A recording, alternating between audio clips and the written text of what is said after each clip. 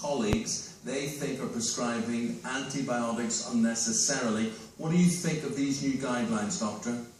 I think these new guidelines from NICE are absolutely ridiculous. I mean, GPs are competent individuals, and when they prescribe antibiotics, it's for a reason. They don't oversubscribe. I think if you ask the general public how easy is it to get antibiotics from GPs, they'll explain it's really difficult. They're always sending me away. They're saying it's a virus, it'll get better on its own, etc. So for NICE to suggest that colleagues should blow the whistle on GPs who overprescribe, I think can lead to a form of bullying, because it's very easy to put in an allegation against another colleague. Yeah. I think, yes. As well as a fear of bullying, what about the idea of clinical judgment being impaired if you're getting cash?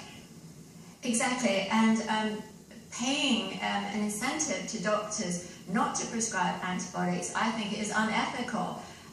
GPs are professionally competent. They know when somebody needs antibiotics and when they don't.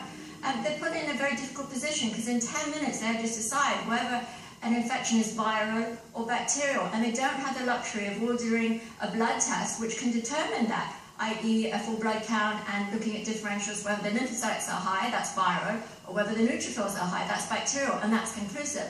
But we don't have that luxury in the NHS. We have to eyeball it, we have to examine a patient, and without any chest x-rays, any blood tests, we have to make that decision. So when GP gets it wrong, it's not their fault. They've only got 10 minutes. Yes. And obviously, Doctor, you're very impassioned about this. I mean, professionally, obviously you have concerns about all of this. But you were saying it's hard to get antibiotics, but obviously it's going to become harder. When do you actually need an antibiotic? Oh, lots of reasons. It could be anything from mastitis, an infection when you've been breastfeeding. It could be from infected eczema. People who have eczema are easily prone to skin infections as well, because they scratch a lot.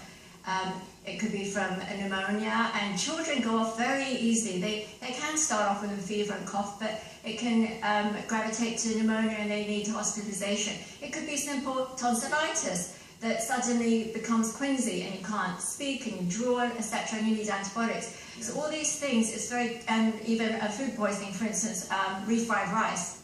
So it's actually important to get antibiotics as soon as possible and not have to wait.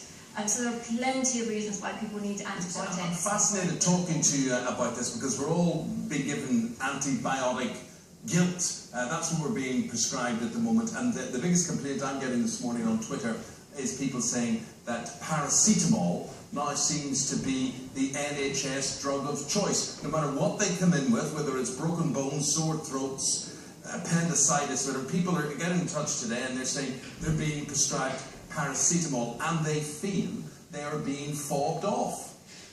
I think the NHS has become some sort of socialist system where they're trying to save money, and it is costing the public because they're not getting best care.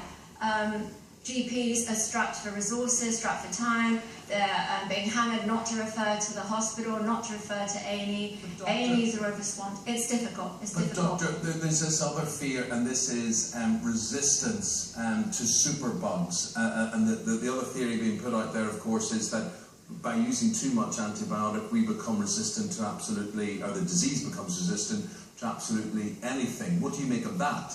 I don't believe that's the case.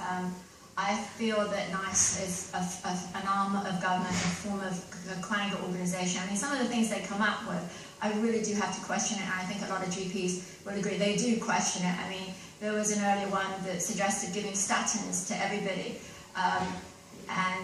who had a very small risk of heart disease, and I thought that was very unsensible, because there's such a high risk of side effects from statins, from dementia, from muscle aches and pains, etc. So I do have to question some of the advice that's coming out of NICE. Well, Dr. Nicole, it's fascinating talking to you. You've certainly got the debate going this morning. A lot of people say, well, you shouldn't give out pills like Smarties and whatever, but the doctor there is basically saying this is less, in her opinion, to do with us all, with disease strains becoming immune to antibiotics, and more to do with cost cutting. Let us have your thoughts on that one. Up next on the programme,